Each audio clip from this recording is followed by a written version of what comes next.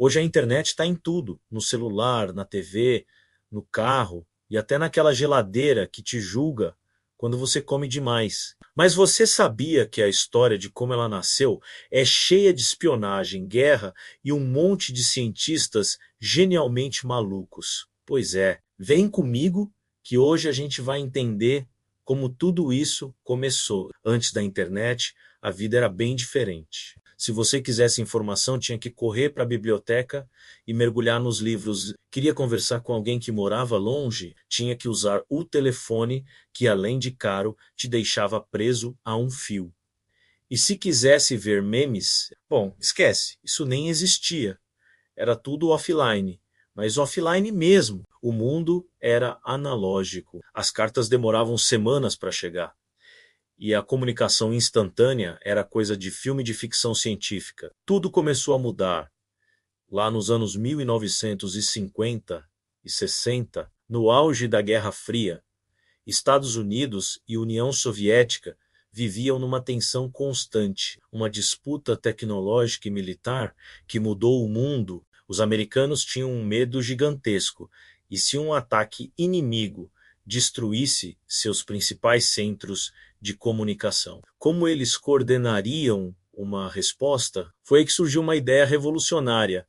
Eles precisavam criar uma rede de comunicação que fosse descentralizada, uma rede que não pudesse ser derrubada com um único ataque, uma rede que sobrevivesse a tudo. E assim, uma agência do governo americano chamada DARPA, focada em projetos de tecnologia avançada para os militares, deu o primeiro passo. Eles criaram a ARPANET, a primeiríssima rede de computadores da história. O objetivo era conectar várias universidades e centros de pesquisa militar espalhados pelo país. A lógica era simples.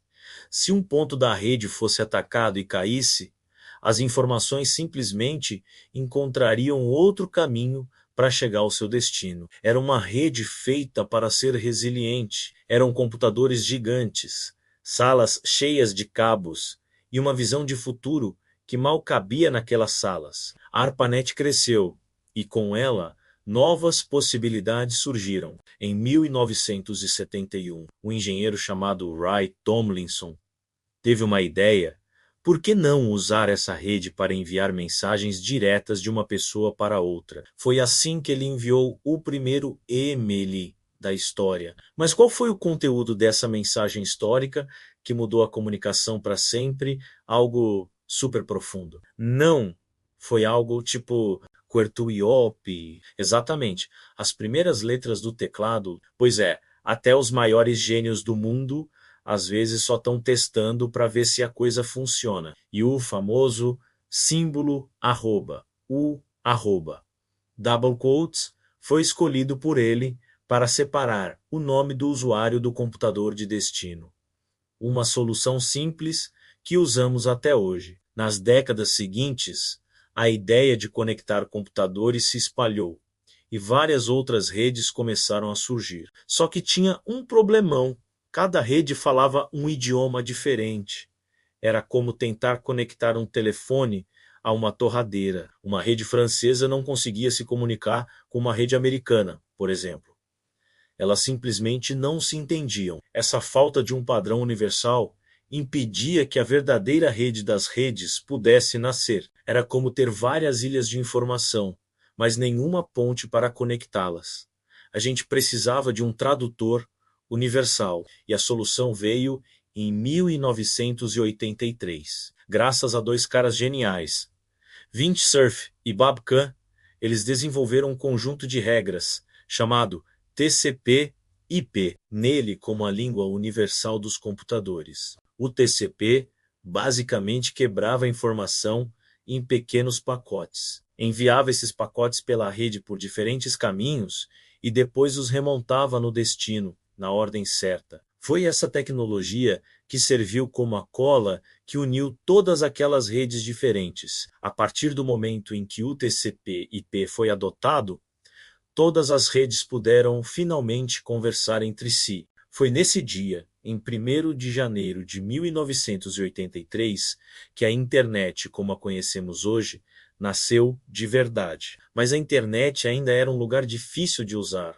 Era restrita a acadêmicos, militares e nerds que sabiam mexer com linhas de comando complicadas. Faltava uma interface amigável, e foi aí que, em 1989, um cientista britânico chamado Tim Berners-Lee, que trabalhava no CERN, na Suíça, inventou a World Wide Web, o famoso www. Ele criou a ideia das páginas, dos links que conectam uma página a outra, menos os hiperlinks, e as URLs, os endereços que digitamos no navegador. O primeiro site do mundo criado por ele era super simples, só com texto, explicando o que era a World Wide Web.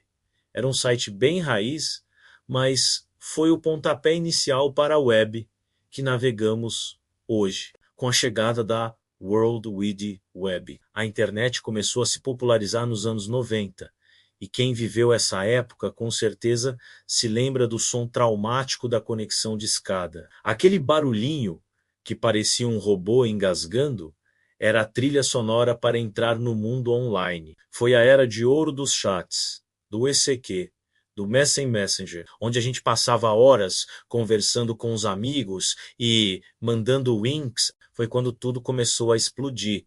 Os primeiros portais de notícias, os blogs, os jogos online e o famoso "você tem um e-mail", que o provedor falava quando a gente se conectava. A internet estava deixando de ser um nicho e virando um fenômeno cultural.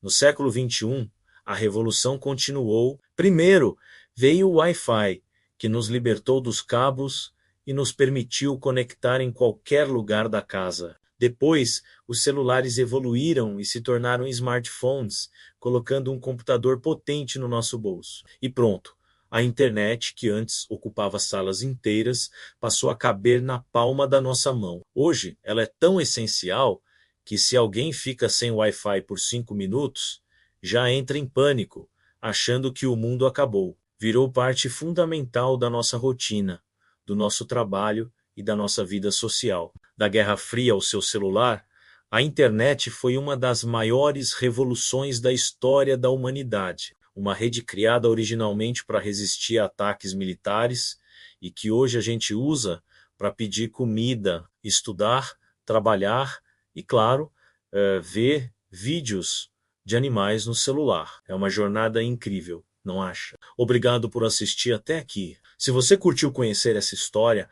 não se esqueça de se inscrever no canal para não perder o próximo episódio. Deixe o seu like para ajudar a nossa série a continuar. E agora eu quero saber de você. Comenta aqui embaixo.